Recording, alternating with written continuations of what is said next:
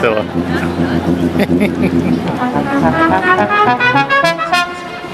Good evening, ladies and gentlemen, and welcome to Racing in Queensland. What an entertaining show for you. Over the next half hour, coming up, we have an interview with Neville Bell, the chairman of the BRC. We're back on the street with Street Punt. Heads or tails, take your pick. And we're back to the track with Toby Edmonds, where he talks about his move back to Queensland, his experience at Patinack Farm and working under Nathan Tinkler. As well, we've got the greatest jockey challenge ever seen on TV, as we watch Patrick Holmes in his time trial stretch out down the home straight of Eagle Farm. Will he be greater than the Orsipius of Megara? And joining us on the panel tonight is our three-time Premiership winning jockey and Brisbane Premiership winning jockey and form analysis Ben Donoghue. But welcome, Larry. Thanks, Jess. Great to be here, and very interesting time trial. Can Patrick Holmes run faster than me?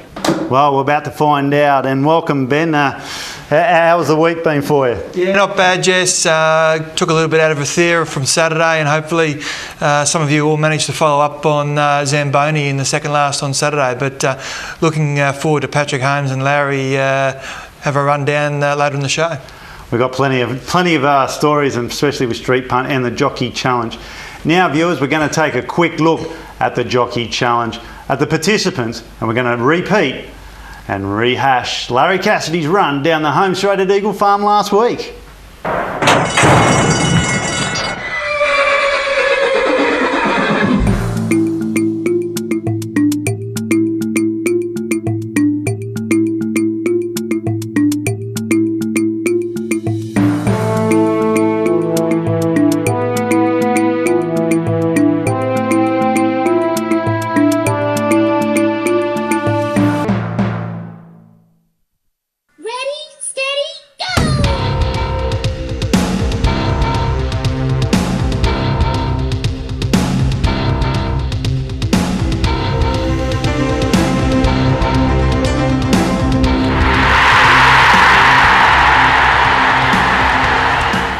Run, Larry, run. And geez, those white legs were pumping up and down that straight. Look, if I was a horse in at the sales, I'd be past him, because I got shocking legs and offset knees, and that all goes with 27 years of riding. Larry, there's a horse racing on Saturday or tomorrow called the White Hope, and I'm sure it's named after you. Well, yeah, no, it's not. I'm more like the White No Hope. And I run 17.1 seconds, so I was first to run, and I'm in front, so I am the time to beat. Maybe you're the ghost in darkness. Well, you just never know.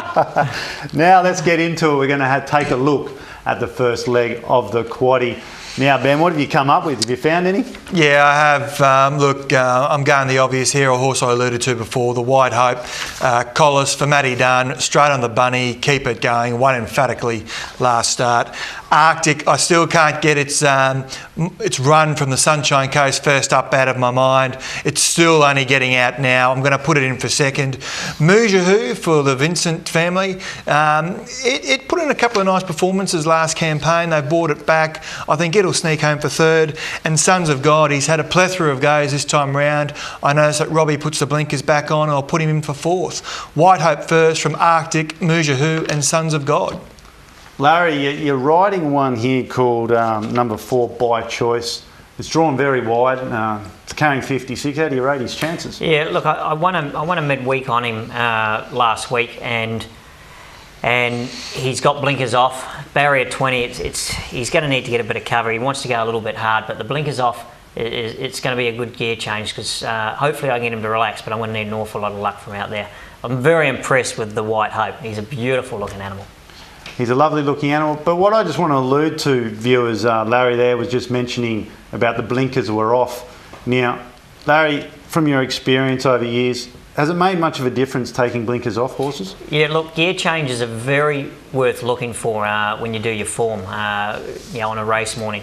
Horses with gear changes, that tongue tie on, blinkers off, pacifiers on or off, very important to look out for, because horses can pop up after they've run a couple bad races with a gear change. Now, myself, I've had a look at the form, and as Ben alluded to, the White Hope is a very promising horse, and Larry likes it as well. He said they're both very confident of his chances, but myself, I like number 10 here, HQ from the Liam Birchley stable. This horse is a very promising horse. It's had 3 starts for 2 wins, 1 third. It's drawn the 10. It's got P. Hammersley on board, and I think this horse is one of the horses with the best potential in the race. So I'm putting it on top. I like number 5, Son of God here from the Robbie Heathcote stable. Drawn the 2, Michael Carl on board. It'll get a cushy run. I mean, it has had 20 starts for only 3 wins, but 7 starts at the track and 2 wins, 2 seconds and a third. I'm putting in the big horse, the White Hope, in for third. It'll be very hard to beat, as well as mentioned by the panel. And number 8 for 4th, High Order. So that's how I've got them rated 10, 5, 6 and 8. Now, fellas, any news on what's happened with Frankie Dettori? No, I haven't heard anything on that one, Jess, but I suppose I want to ask you, Larry, was it interesting, the result of Damien Oliver during the week? Did you think it might be a bit harsher? Yeah, look, I suppose I thought that he might have got 12 months up to 2 years. I thought it was somewhere in between that. He's got a total of 10 months, so a lot of people are probably angry at that decision. I think there's when you look at other jockeys that have been put out for similar things like Blake Shin, does it add up? Are they consistent enough? Are they consistent enough with the results and penalties they're putting out? And I think that's where it all comes undone, and I think that's where people are disappointed, the consistency of the whole thing. Well, that's what we're always after, consistency, no matter what the penalty is, long as the judgment is consistent. We don't want guilt prior to investigation. But I am curious to ask the question is why D. Nikolic was put out and not allowed to ride prior to his conviction, if he is guilty. Now, that is one question I do have for the stewards. But anyway, never mind, we don't have all the answers and we've got to move on. During the week, I caught up with the new chairman of the Brisbane Racing Club, Neville Bell, a man who is a great industry participant and a man worthy of the position. And this is what Neville Bell had to say during the week.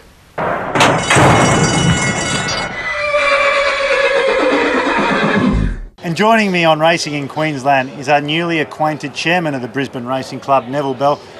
Neville, congratulations on the newly acquainted position. Thanks, Jesse. It's great to be here today. It's day 2 after I've been selected by the members and the board to lead them as their chairman. It's a great honour to be selected by them, and I go into the job with my eyes wide open, knowing that there's a lot of responsibility goes with it. I was on the committee of the Queensland Turf Club for some 10 years, and the merger of the 2 clubs, BTC and the QTC, certainly reinvigorated me to take an active role as I possibly could in the new club. The great thing about yourself being involved as the chairman of the club is yourself. You're an owner, you're an active industry participant, not just on the club, but as an owner, breeder, many other positions. That's right. I've been through all the pain and had some great highs. And one thing I have learned is that you really enjoy the highs because there's normally quite a few lows after it. But they certainly outweigh the days when things just don't go right on the racetrack for you.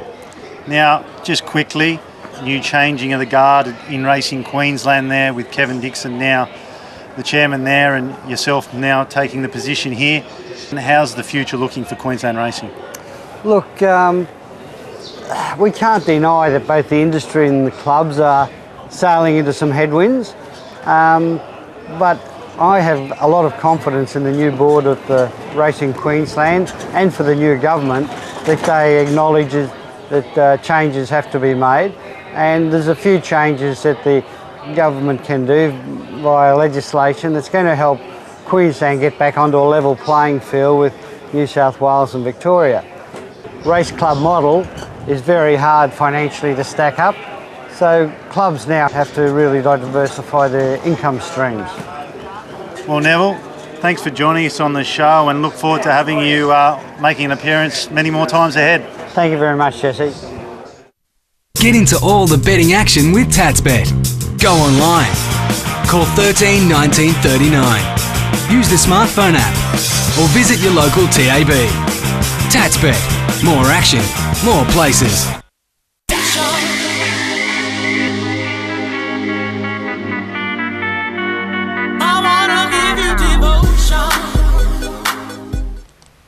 Well, it was good catching up with the new chairman of the Brisbane Racing Club, Neville Bell. He's the right man for the job, and his peers think he's the perfect man for the job, and I'm sure he'll do a great effort there. Now, moving on, race 6, the second leg of the quadrella. Ben, what have you come up with? Yeah, look, it's a very wide, a very big field, and that's the order of the racing for tomorrow, and testament to the summer carnival. I'm going to put Ticket to Dream on top. I like Stephen O'Day as a trainer. I like Stephen O'Day, Ryan Wiggins combination. She's been getting back and running on. I just think from gate 11, she might be 3 wide, but she might get some cover. She'll get a lovely cart into the race, and she'll be steaming home down the outside. I'm going to put Roxanne in for second. By all reports, she's worked magnificently during the week. She's stakes placed. She ran home resolutely last start. I'll put her in for second. For third, I'll put in Perfectress, and fourth across the line, Soft Angel, a mare in form, and I think she can bring some of that form to town. Larry, you've got a ride in the race there. Pin, how do you fancy him? Yeah, Pin from the Gordon York stable. Run a good race first up at Gosford, and Gordon, we've drawn barrier 20, so he wouldn't be bringing it if he didn't think it had a chance. He's going to get back, so big field, speed on, not the worst of hopes. Now, since Zeus threw Thunderbolt down on his enemies, I have an absolute special here. Number 7, Roxanne. Just put in, take out. There's a bit of speed on the race. Number 3, Windle Tory. Number 13 and number 10, like a bit of lippy. They're going to push forward. This horse is a class horse, Roxanne. It's by Fastnet Rock. It's out of a Red Ransom mare trained by Toby Edmonds. Stakes placed. She's got all the credentials. I caught up with Toby during the week. She worked absolutely enormous, and this horse is just going to give you the greatest sight for your money ever seen in the racing game. Just put in, take out, I'm on. I'm putting number 7, Roxanne, as a special on top. From number 14, which is Mini Delago, number 6, Brookton Tara, number 15, write your own ticket, Miss Bradbury, it won't matter. Number 7, Roxanne, is just an absolute lay-down misère. Now, we're going to street punt. Heads or tails, take your pick. This is for a laugh, and here we are at street punt.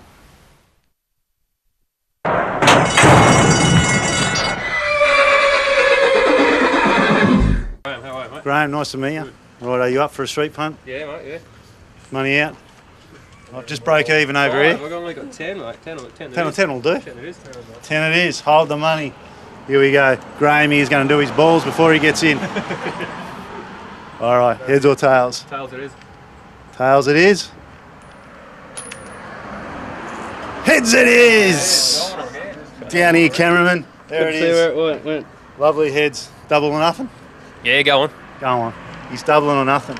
He's feeling lucky. He's going to... Tails again. Tails again? That's it. I can see this fella coming to the last race going all in to break even for the day. I've got a winner for you in the last. All right. Hope it's a good one. Always a good one. Tails! Oh, perfect. Look at that. Jesus. All over it. Can't win. I win and then I'm losing. Right, we're even. Right, thanks, Graham. well thanks very much. Get into all the betting action with TatsBet. Go online. Call 13 19 39. Use the smartphone app or visit your local TAB. TatsBet. More action, more places.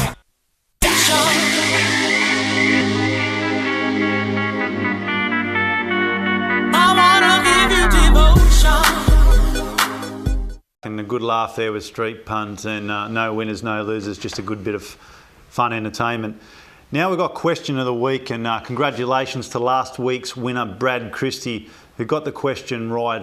Who was the horse that Damien Oliver backed? And the right answer was Miss Octopussy. Now again, we've got 2 more tickets, free tickets for next week, and the question of the week is: what does Lloyd Williams and the second season leading sire have in common? That's right. You can email the question at info@racinginqueensland.com, and the right answer, we'll check that, and the winner will win these 2 tickets to the races, which is great value. And Larry, you've got a Facebook there you can follow as well. Yeah, that's right. You can now follow me on Facebook at Larry Cassidy, and I put my rides on there, and sometimes a few comments about what I do through the day, and days I'm not riding. So, and you can look at pictures of me if you think I look all right. So, I can tell you're an ugly looking fella now, mate. I need a few more friends, please. Les, are you prepared to put up with the slack for the bad ride that you get on Facebook? Well, people demeaning you and all that stuff. My lovely wife Michelle and my manager Rob, they do the site for me, and if you write any bad comments, well, you just get barred. No wonder it's I a can one-way never get street. on there. Now, Ben, you're chomping at the bit there. We're looking at race 7 now. You've got a ruffiesonly.com.au selection. Yes, viewers, ruffiesonly.com.au. Yeah, I don't mind one here at all. Steel Zip for Paddy Duff first up and Brad Stewart. I watched the barrier trial from Deegan on the 13th of November. Trombone Alley went like last week's pay, and I'd suggest Duff told the jockey that day to pile it on so Steel Zip can have a beautiful little pipe opener in readiness for the Keith now. I'm going to put Steel Zip on top. Second home will be Audacious Spirit. Gillian, it'll ping to the front. Jeff Lord will keep it going, and then the big grey will loom on the outside. For third, Celtic Dancer, and for fourth home, another grey, Mystical Grey. Interesting selections there. Now, Larry, you're riding one here, number 5, Carry Me Bluey. You've drawn 10. Oh, I kind of like it. How do you rate his form? Yeah, look, it's great pickup ride to be on him, and he narrowly got beaten first up last prep, and his first up form is very good. I think he's had 2 wins and 2 seconds from 5 starts. So an inside gate would have been a lot better, but if we have any luck and get in and get a soft run, geez, he can really finish off strong, and I think he'd be hard to beat. Yeah, no, I think he's going to be very hard to beat. In fact, I think he's going to be that hard to beat. I've got him on top. This horse is first up. It's got great first up form. He's had 5 starts for 2 wins, 2 seconds first up. He does get back a bit. He's had 7 starts at the distance, at the track for 2 wins, 2 seconds, 2 thirds. So he loves the track, he loves the distance, and he loves being first up. And he's got Larry, the man in the saddle, who's going to steer this horse home to victory. Well, you better, Larry, or you won't be back next week. Now, I think Excelentes is definitely one of the hardest horses to beat in this race. This horse is definitely on the improve. It's from the Robbie Heathcote stable. It's got speed, it's going to jump, it's going to be there. And it's going to be very competitive. Number 7, Steel Zip, Ben's selection. I've put it in for third. Again, it's drawn well, and Brad Stewart aboard from the Pat Duff stable. And number 10, Easy Running. This horse could be running on at big odds, so I like 5, Carry Me Bluey with Larry on board from 4, 7 and 10. Now, during the week I was down at the Gold Coast Turf Club, and I was watching Roxanne work, and I caught up with the trainer, Toby Edmonds, and we were talking about Roxanne and her chances tomorrow at Eagle Farm.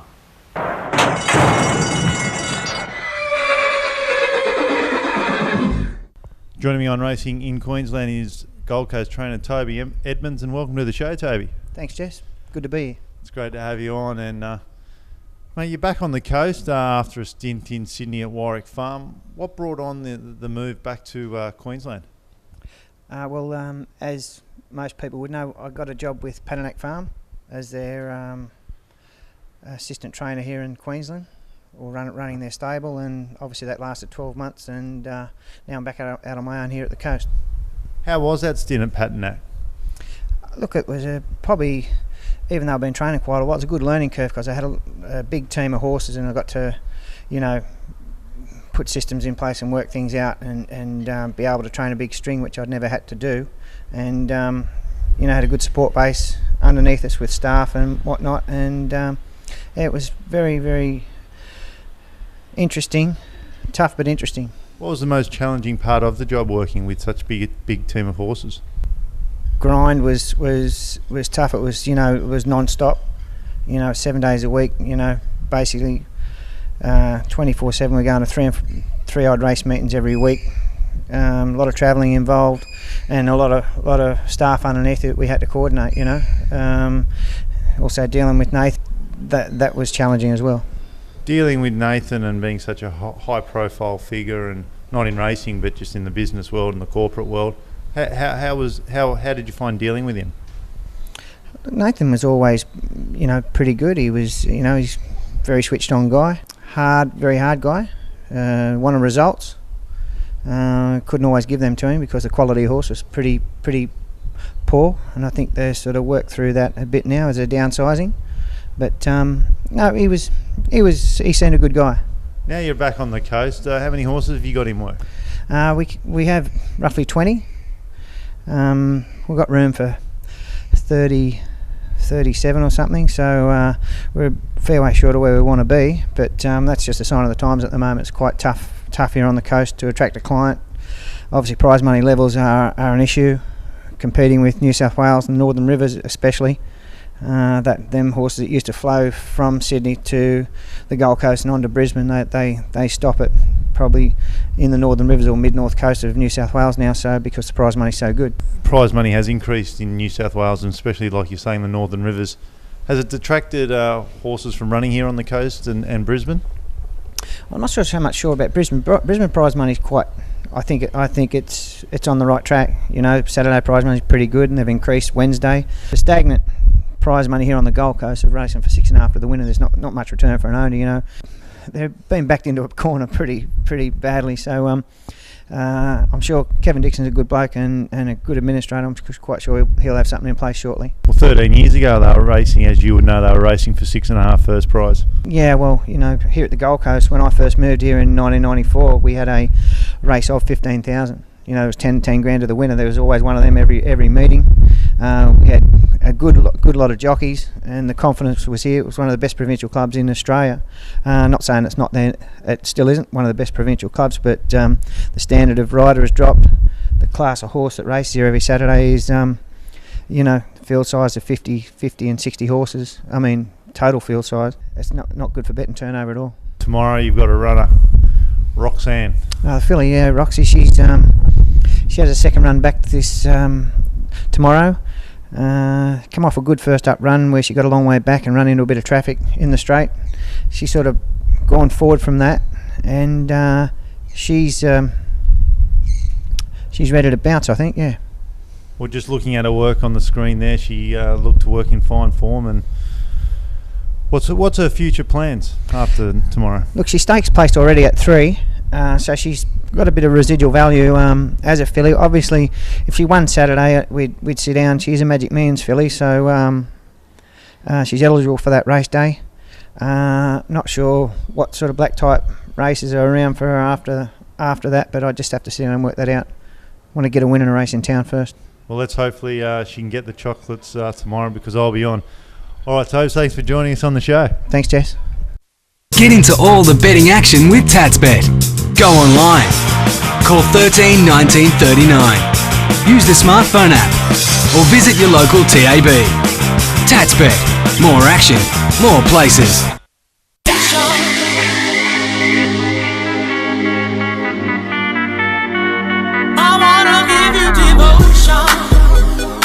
This summer, Brisbane heats up with the sizzling racing action of the Sky Racing Summer Series.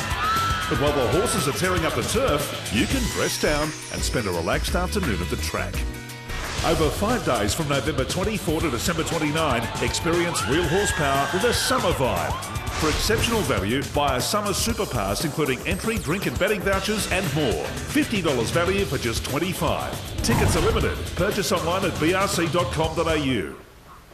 Well, Ben, very interesting article there with Toby and his thoughts on the future of Queensland racing, where it's going, and himself. Yeah, Jess, full compliments to you. It's great to see that sort of vision on a Tuesday or Thursday morning track gallop. So, mate, I think more of those for the viewers at home, for the armchair punters.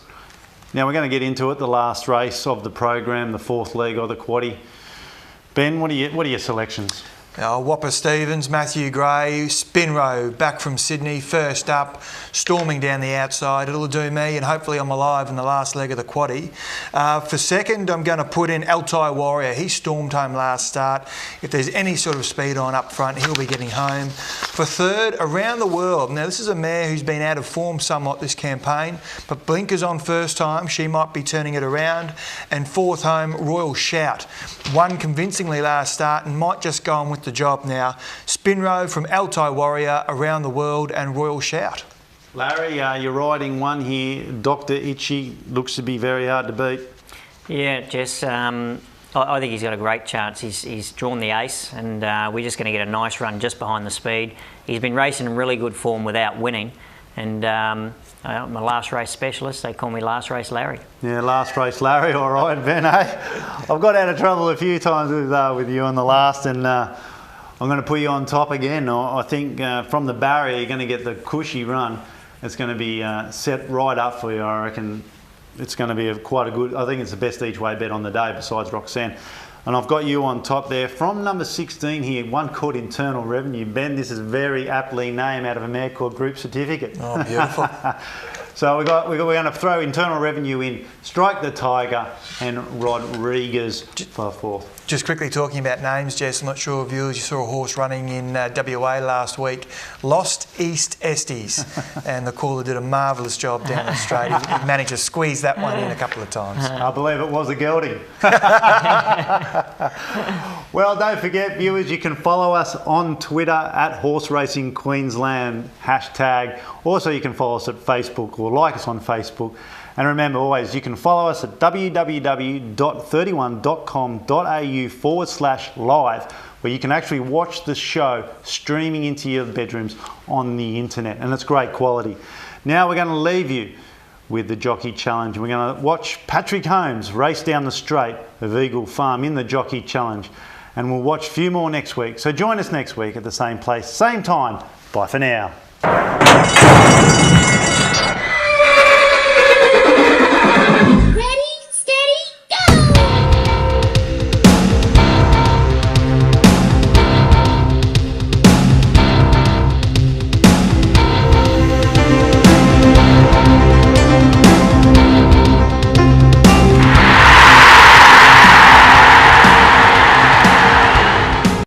Get into all the betting action with TatsBet. Go online. Call 13 19 39.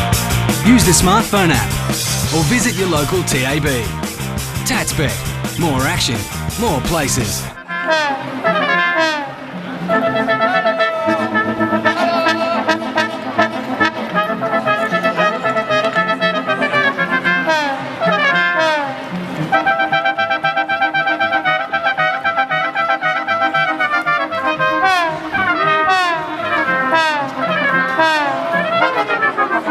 Talking to no one, this fella.